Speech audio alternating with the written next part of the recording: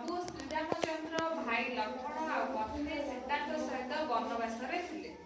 ଆକୁ ଜାଣିଛ ତୁମେ? ଆଜ୍ଞା ଦିଦି। ଇଏ କିଏ? ଇଏ ଭଗବାନ ନୁହେଁ? ଆଜ୍ଞା ଦିଦି। ଶୁଣ, ଶ୍ରୀରାମଚନ୍ଦ୍ର ଭାଇ ଲକ୍ଷ୍ମଣ ଆଉ ପତ୍ନୀ ସୀତାଙ୍କ ସହିତ ବନବାସରେ ଥିଲେ।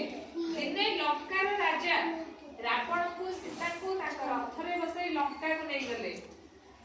ଏ ବିଷୟରେ ଆଗରୁ ଶୁଣିଛ ଘରେ କେବେ? କଣ କରିଥିଲେ? ଦୁଇଟି ବର ମାଗିଥିଲେ। କାହାକୁ? ଦଶରଥଙ୍କୁ। ରାଜା ଦଶରଥଙ୍କୁ ସେ ଦୁଇଟି ବର ମାଗିଥିଲେ। କଣ ନା 14 ବର୍ଷ ପାଇଁ ବନବାସ ଯିବେ। କିଏ? ଶ୍ରୀରାମଚନ୍ଦ୍ର। ଶ୍ରୀରାମଚନ୍ଦ୍ର 14 ବର୍ଷ ପାଇଁ ବନବାସ ଯିବେ। ଆଉ ଗୋଟେ ହଉଛି ଭରତ ରାଜା ହେବେ। ସେଥିପାଇଁ ରାମଚନ୍ଦ୍ର ଯେତେବେଳେ ବାହାରିଲେ ସୀତାଙ୍କୁ ନେଇ କୋଉଠିକି ବନବାସ ଯିବା ପାଇଁ, ସେତେବେଳେ ଲକ୍ଷ୍ମଣ ମଧ୍ୟ କହିଲେ ମୁଁ ଯିବି। ଭାଇ ଲକ୍ଷ୍ମଣ ପତ୍ନୀ ସୀତାଙ୍କ ସହିତ ବନବାସରେ ଥିଲେ। ଦିନେ ଲଙ୍କାର ରାଜା ରାବଣଙ୍କୁ ସୀତାଙ୍କୁ ତାଙ୍କ ରଥରେ ବସାଇ ଲଙ୍କାକୁ ନେଇଗଲେ। ହେଲା, ଦିନେ ଲଙ୍କାର ରାଜା ରାବଣ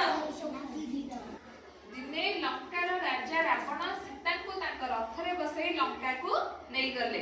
କାହାକୁ ନେଇଗଲେ? ସୀତାଙ୍କୁ ନେଇଗଲେ। ଶ୍ରୀରାମଚନ୍ଦ୍ର ଲକ୍ଷ୍ମଣ ମନ ଦୁଃଖରେ ବହୁତ ଖୋଜିଲେ। ଲକ୍ଷ୍ମଣ ଆଉ ରାମଚନ୍ଦ୍ର ମନ ଦୁଃଖରେ ବହୁତ ଖୋଜିଲେ। ବାନର ରାଜା ସୁଗ୍ରୀବ। ବାନର ମାନଙ୍କର ରାଜା କିଏ ଥିଲେ? ସୁଗ୍ରୀବ ଆଉ ତାଙ୍କ ବାନର ସେନା ଶ୍ରୀରାମଚନ୍ଦ୍ରଙ୍କୁ ସାହାଯ୍ୟ କଲେ। ବୀର ହନୁମାନ ସମୁଦ୍ର ପାର ହୋଇ ଲଙ୍କାକୁ ଗଲେ। ସୀତା ମାତାଙ୍କୁ ଖବର ଆଣି ଦେଲେ। କାହାକୁ ଖବର ଦେଲେ? ସୀତା ମାତାଙ୍କୁ ଦେଲେ। ଲଙ୍କାରୁ ସୀତା ମାତାଙ୍କୁ ଉଦ୍ଧାର କରିବା ପାଇଁ ପ୍ରଭୁ ଶ୍ରୀରାମଚନ୍ଦ୍ର ଚିନ୍ତା କଲେ। ପାଣିରେ ପଥର ପକାଇ ସମୁଦ୍ର ଉପରେ ସେତୁ ବନ୍ଧ ତିଆରି କରି ଚାଲିଲେ। କଣ କଲେ?